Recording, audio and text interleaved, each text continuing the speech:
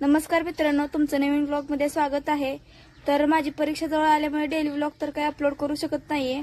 आजचा व्लॉग पण 6 तारखेला शूट केलता, पण आज अपलोड करते, प्लीज समजून घ्या। मित्रांनो, मार्गशीर्ष महिन्यात आमच्या इकडे नागदिवे केले जातात। तुमच्या इकडे नागदिवे बनवतात की नाही हे कमेंटमध्ये नक्की सांगा। मम्मीने बाजरीच्या आणि गव्हाच्या पिठाचे नागदिवे बनवलेत आणि आज आपण त्याचाच व्लॉग बघणार आहोत। अशा प्रकारे हे सगळे नागदिवे बनवून झालेत। नंतर आईने चाळणीला तेल लावून त्यात सगळे नागदिवे भरले। हे नागदिवे भरण्या अगोदर आईने पाणी उकळायला ठेवले होते।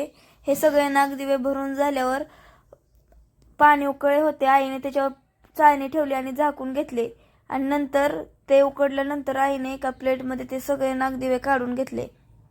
त्या सगळ्या नागदिव्यांसाठी आईने वाती तयार केल्या।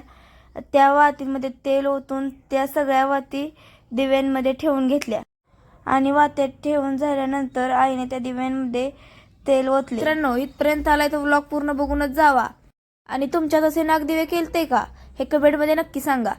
नंतर आईने सगळे नागदिवे लावून घेतले। तुम्ही बघू शकता सगळे नागदिवे लावून झालेले आहेत। किती सुंदर दिसतात हे नागदिवे। आणि ह्या नागदिव्यांची पूजा करून देवाला हे नागदिवे ओवाळले जातात। तुम्ही बघू शकता हा आमचा देवार आहे आणि आईने हे सगळे नागदिवे पूजून देवाला ही हळदी कुंकू लावले आणि देवाला हे नागदिवे ओवाळून घेतले। आणि मित्रांनो, आता बारी आली आहे नागदिवे खायची।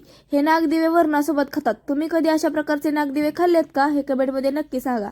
आजसाठी एवढंच, धन्यवाद।